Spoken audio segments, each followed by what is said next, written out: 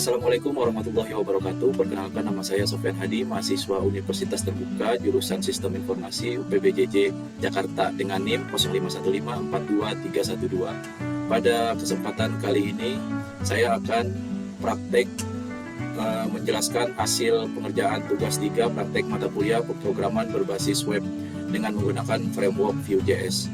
Aplikasi yang dibuat ini adalah transaksi bahan ajar SITTA dengan soal tugas sebagai berikut, yaitu kita diminta untuk membuat bahan website sederhana untuk pemesanan bahan ajar di Universitas Terbuka. Pada praktek ini berfokus pada Vue.js dan framework yang sudah dikerjakan di praktikum 1 dan 2. Untuk yang praktikum 3 ini kita diminta untuk membentuk template seperti ini.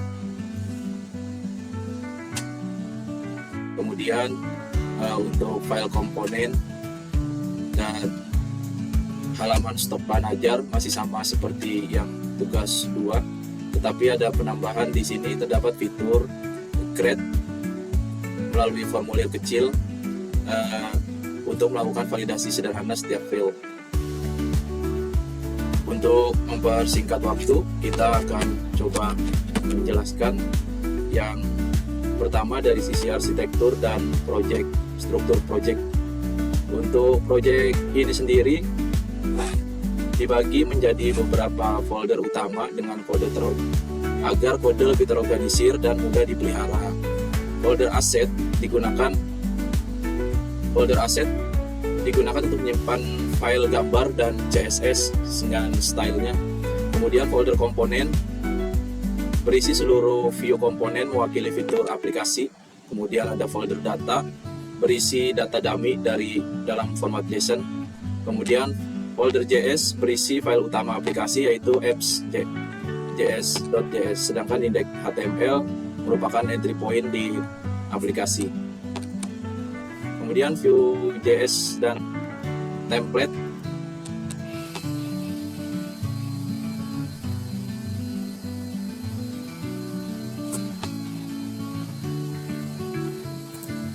Pada aplikasi ini saya menerapkan konsep view komponen. Setiap fitur dipisahkan menjadi komponen tersendiri sehingga lebih mudah modular dan mudah dipelihara. Sebagai contoh, saya menggunakan komponen login, dashboard, stok, bahan ajar, tracking, monitoring, dan rekapitulasi.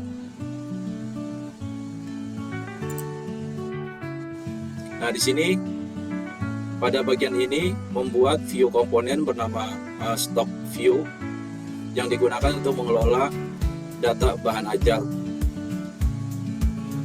Kemudian template komponen ini menggunakan view template sehingga tampilan dan logika program dapat dipisahkan dengan lebih baik. Kemudian untuk di indeks HTML saya menggunakan directory vModel untuk menerapkan two-way binding sehingga perubahan data pada form langsung tersimpan ke state view. Kemudian v4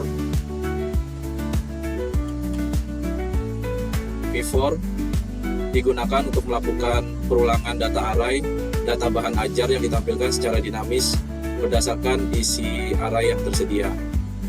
Kemudian conditional rendering untuk kondisi if.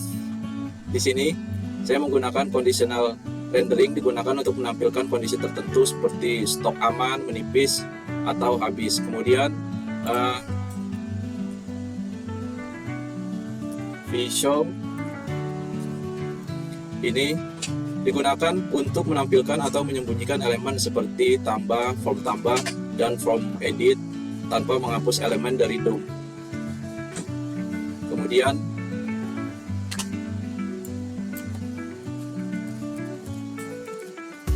di sini ada computer properties ya, yang digunakan untuk melakukan filtering dan sorting bahan ajar secara otomatis.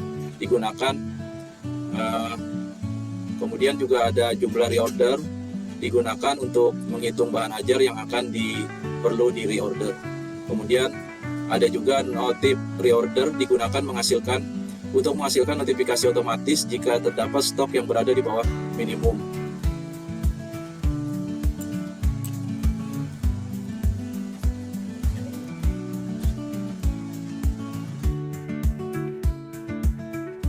Kemudian ada watch juga. Watcher digunakan untuk memantau perubahan data. Ketika pengguna mengganti UT daerah, sistem akan merespon otomatis dengan memperbarui data terkait.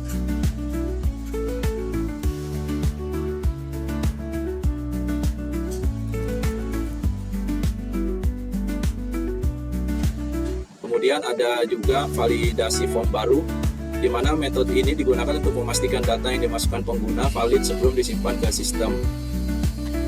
Kemudian ada buka form edit, di mana metode ini digunakan untuk mengambil data yang dipilih kemudian menampilkannya pada form edit. Kemudian ada validasi form edit. Sebelum data diperbarui, sistem akan melakukan validasi terlebih dahulu. Kemudian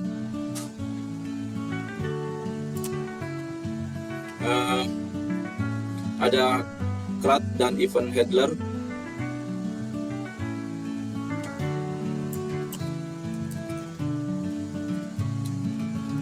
Di sini ada buka konfirmasi hapus ya. Sebelum data dihapus, sistem menampilkan pop-up konfirmasi untuk menghindari kesalahan pengguna. Kemudian konfirmasi hapus, metode ini digunakan untuk menghapus data setelah pengguna menyetujui konfirmasi. Kemudian selain event klik pada tombol tambah, edit, dan hapus, aplikasi juga mendukung event keyboard seperti tombol enter untuk mempercepat proses input data.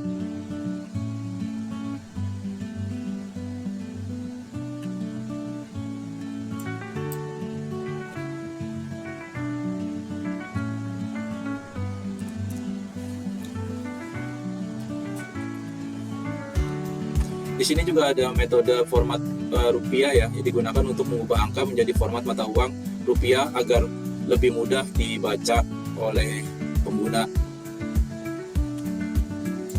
Kemudian kita masuk ke custom elemen dan registrasi komponen.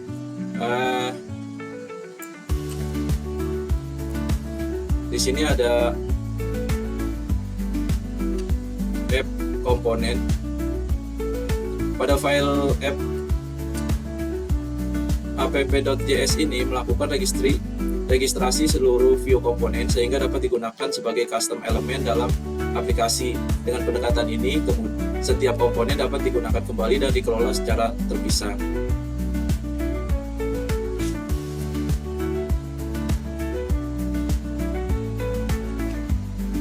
Kemudian di folder data ada bahan ajar JSON, ada pengguna, ada tracking.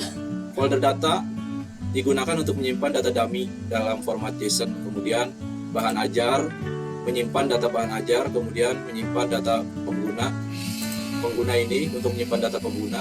Kemudian tracking untuk menyimpan data pengiriman untuk data pengirimannya. Kemudian untuk UI-nya sendiri adalah seperti ini. Untuk penambahannya itu ada di tracking informasi bahan ajar, di mana harus ada ini tombol untuk tambah bahan ajar. Nah, ini tampilannya yang bisa dirubah. Kemudian di menu edit, di sini ada edit bahan ajar, bisa ditambahkan seiring berjalannya waktu. Semisal ada perubahan, stok ini menipis karena safety-nya di 15, berarti akan saya tambahkan jadi 20 misalkan, simpan perubahan. Nah, ini sekarang statusnya sudah berubah menjadi aman.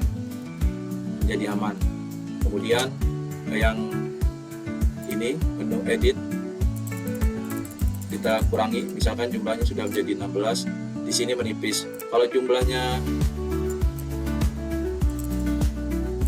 0, ini berarti kosong ya. Kemudian ada juga tombol ini delete. Nah, ini untuk konfirmasi delete.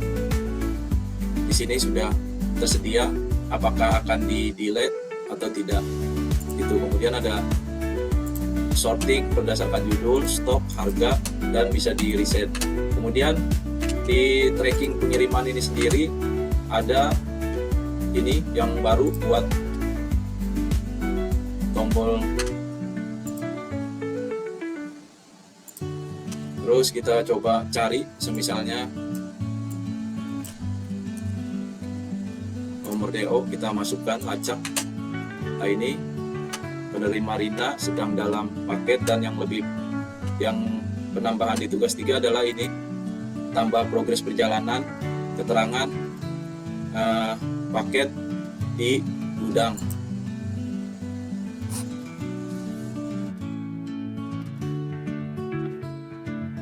Simpan progres.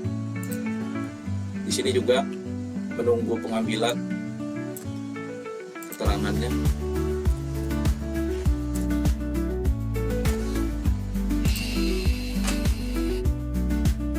Menunggu. Nah, itulah yang penambahan dari tugas 3 yang sudah dibuat dari tugas 1. Mungkin itu berdasarkan implementasi yang telah saya jelaskan. Aplikasi ini telah menerapkan view komponen, view template, custom element, data binding menggunakan view model, array processing menggunakan v-for, conditional rendering menggunakan v-if dan v-show, computer property, watcher, form validation, RCUD, event handler, dan formatting data. Dengan demikian, seluruh kebutuhan untuk praktek tugas 3 ini sudah berhasil diimplementasikan pada aplikasi Sita ini. Untuk itu, sudah memenuhi syarat. Jika ada kekurangan dari video ini, saya mohon maaf. Terima kasih. Wassalamualaikum warahmatullahi wabarakatuh.